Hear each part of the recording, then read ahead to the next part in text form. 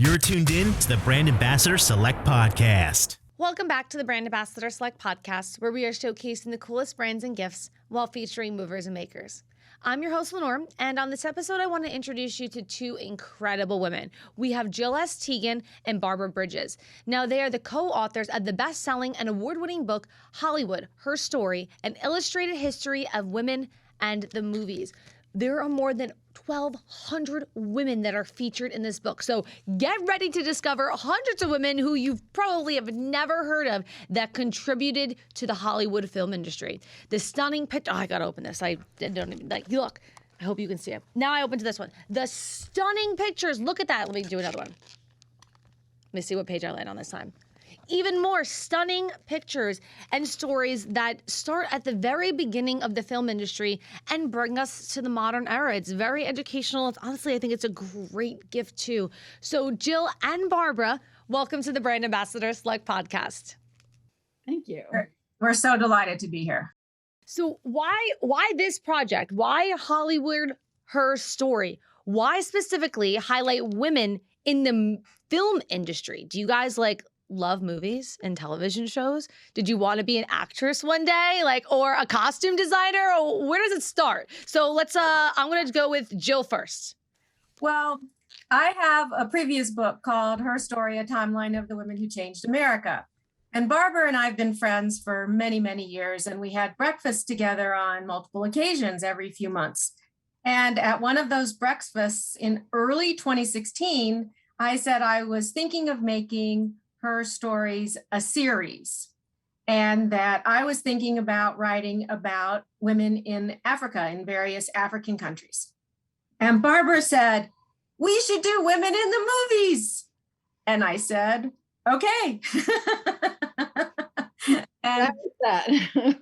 Well, the real question is, what were you guys eating at breakfast? Things can happen at breakfast. You just never know. It's that we both bring something to the table. And Jo was saying that she's an author, and she had been writing books before that breakfast and since. But what I brought to the table is that for 16 years now, I've been showing films by and about women, and have a program with the Denver Film Society, and so that I knew about that part of the business, and I had studied some of the research, so that was a good place for us to start our research for this book. I want to open this up, and hopefully everyone can see clearly, because you guys did an impeccable job at the graphic design and the layout. I can't do this in Microsoft Word, you know what I mean? It does not look so sleek, so exact, so beautiful. It's like a beautiful history women textbook. There's over 1,200 women in here, guys. I don't know how the heck you did research on 1,200 women. How many times you were at the library, you're Googling and stuff. How did you narrow it down to these, not even narrow, but how did you narrow it down to these specific people? Well, I just want to address the library, because the Arapahoe Library District, our local library district, we were there at the library every week for years, talking to each other, looking at the women that we could select from, and finding out more and more information all of the time. And I do want to call out and say that we have a fabulous book designer. We won many awards, many design awards for this book, but we didn't do the design. Her name is Laura Klinstra. She's absolutely amazing.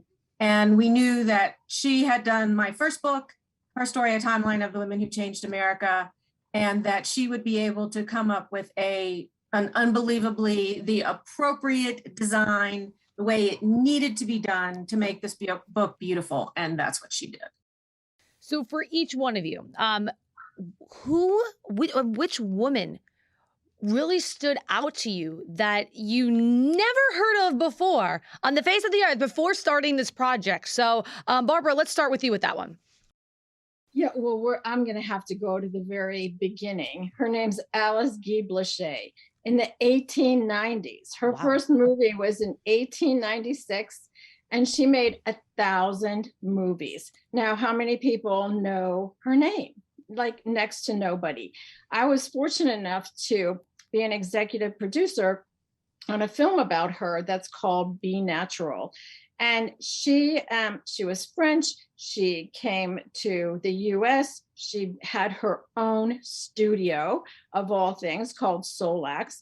And it was in Fort Lee, New Jersey, which was the hub of filmmaking at that time in America. Who knew that? We're like 40 minutes from there. Yeah. Oh, well, there you go. And, well, it's not anymore, though, is it? Unfortunately. But all the actors were coming from the stage. So they were always overacting, and the camera picks up every little detail. So she had a big sign in her studio that said, "Be natural." And that was for the actors. So they knew to just act natural for the camera. But she did so much. She did so many. She worked with so many techniques, like running the film backwards, and so many things that we do now. And Jill, how about yourself? Well, there were so many women that I was not familiar with. And I have many, many favorites. But then there's June Foray, who was a voice actress who had more than 300 credits during her 80-year-long career. So listen to this. She voiced Lucifer in the 1950 movie Cinderella. She did Rocky, the Flying Squirrel. I mean, she did so many of these voices. And then she helped establish the Annie Awards, which are given to animators, as well as the Best Animated Feature Oscar. And it was said of her, she is not the female Mel Blanc. Mel Blanc was the male June Foray. And that actually goes to a very, very important point, which we found over and over again as we went through this. There were women who did everything in the movie industry from the beginning. They were producers and directors and actresses and stunt women and screenwriters and editors. And we know the male names and we don't know the female names. And women did all of these things. I guess this sounds terrible when I say this, but I just didn't assume that at certain time periods that certain locations even allowed women to do some of these jobs. And maybe because it wasn't written down and we weren't aware of it, that I wasn't even aware that they were acting and doing all of these things and behind the scenes, and probably never got any credit for it. And this book allows me to learn and educate myself on the other women that paved the path for other producers and writers and photographers and lighting directors and floor managers and, the simple jobs that you would not even realize that are behind the scenes. Right. And we love to look at the Oscars and how that's reflected in the Oscars, which started in 1929. So before that, in the silent film era, you can't look at it that way. But after that, we look at, on our website, we look at it two ways, one by category and one by date. And so if you go by date, you can see that more and more women do get nominated throughout the years. But when you look at categories, you can find categories where it was acceptable to be a woman, like in costume design with Edith Head. She was the most nominated woman with 35 nominations and eight wins. But then you can see that there are others that just were not acceptable for women. For example, Best Cinematographer, only one woman in 93 years has been nominated, and that was as recently as 2018. So you can see that reflected in the Oscars. Now I'm actually going to open the book because you said it stops at 2018, right? Yeah. Sorry, Jill. I cut you off. What were you saying? I was just going to say, and in the early years of the film industry, when Alice Guy-Blache was in there and during the silent film era, that was before there were, shall we say, rules, and before there were unions. And in those early years, women could do and did do everything. They were camera operators, they were editors, they were screenwriters, they did lighting, they did stunts, they were directors, they were producers, they were everything. And then in the 1920s, when unions came in into industry in America in general, and to Hollywood and to the movie industry, unions were male. And then you had to be a union member in order to do certain jobs. And so if you were a woman, you couldn't belong to the union, and then you couldn't do the job. And so, but there were women who persisted even during all of those years, because this was it's an amazing industry, and telling those stories on the screen is so important. Would you ever be interested in turning this incredible book into somewhat of a mini docuseries, or like an educational series for classes, or just for anybody who's even interested in the history of Hollywood overall? Oh, that smirk. That smirk. I see a smirk. We'd love it. I think that it would be really helpful for so many people to learn about this. The more ways they can learn about all the women that contributed over all these years to this business is what we love doing, the story we tried to tell in our book.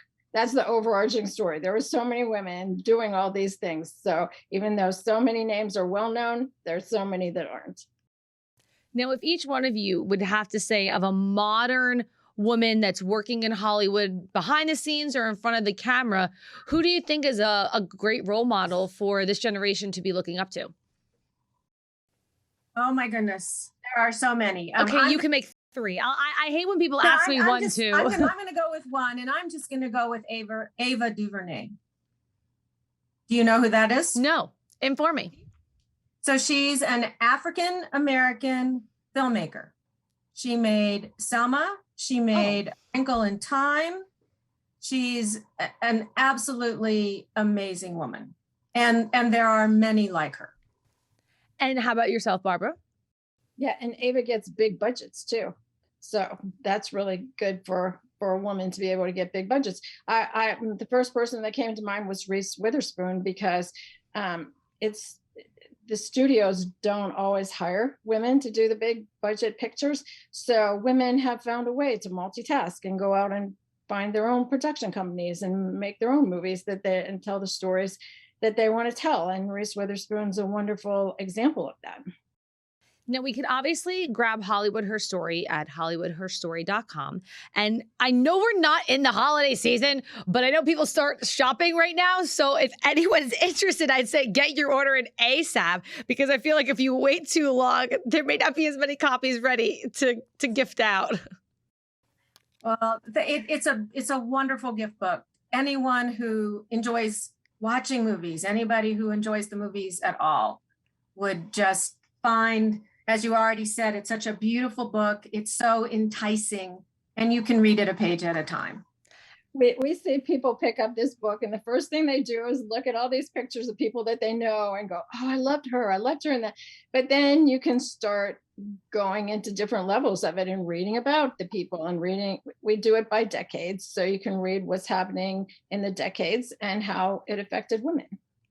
Yeah, I like the chronological order. I think for somebody like me, I like to see the progression. And if it was like all jumpy, or if you did it in alphabetical order, like as simple as that, I think that the story would not have gotten to where it is, and it wouldn't have had such a big buildup in that way. Right, because by decades, as Barbara said, allows us to see the development of the entire film industry and the roles that women played over each of the decades. And they changed by decades because of what was happening in society at the same time. And because we do have the decade summaries in the book, we can talk about the impacts of the breakup of the studio system, or the introduction of drive-in movies, or those kinds of things into the overall Hollywood Her Story. And you can see the changes in hair and clothes too. You just can see that the whole way through the book. And the eyebrows and the regular eyes and the lips and everything going on. Absolutely. I don't have these connections, Jill and Barbara, but if you do, I think that this would be an incredible college course. And you made the textbook already. So like they have those random like, oh, I want to study Britney Spears, and they had those like classes. You know what I mean? This would be an incredible class for just filmmakers overall to then learn the history on just the women's side. And the fact that you broke it down into decades, now you have each weekly like curriculum. That is such a great idea. Well, if it comes to a university near me, let me know, and I'll gladly like sign the petition or whatever it is to help get it going. Here's an idea for you. Columbia University has something called the Women Film Pioneers Project. And they've done an amazing job in researching women in the film industry. I bet they would love to have this as a course. Yes, of course. Okay, I don't know the people to get this going, but if I do find out somebody to get it going, I will definitely send them your way. Thank you. So if you are looking for an incredible gift for men, women, honestly, anybody who's interested in Hollywood, or this is honestly I feel like a coffee table sort of book, because as your family comes over, or if you're just like looking to like, kill 5-10 minutes and not scroll on your phone and ruin your eyes more than we already do, this is great to just like have a little story and sort of flip through and entertain yourself while also educating yourself at the same time. And you can grab your copy of Hollywood Her Story at hollywoodherstory.com. Check them out on Facebook, check them out on Instagram, and check them out on Twitter at Hollywood Her Story. Now, the two co-authors, thank you for joining us today on this episode. We have Jill. Yay. We have Barbara. Thank you so much. Yes, thank you so much. This is great. And now I think I'm going to end up going back. And I think these are the great fun facts like that I could have at like dinner tables or, like the elevator talk, like, hey, did you know who this is? And they're like, no, I'm not a walking like encyclopedia. And I'll be like, well, I'm a walking Hollywood Her Story type of book. So I forgot I will soon be. Now that is a wrap on another episode of the Brand Ambassador Select podcast. Make sure you hit that subscribe button so you never miss one. More at brandambassadorselect.com. And I'm going to hold up the book one more time. And we will see you next time. Look at how shiny this is. Let me open it. Well, I have to open it again. I don't know what decade I'm going to land on, but we'll see. I don't know what decade I'm in. Oh, 1951. That's where I am. I'm in 1951. And we will see you guys next time. Enjoy.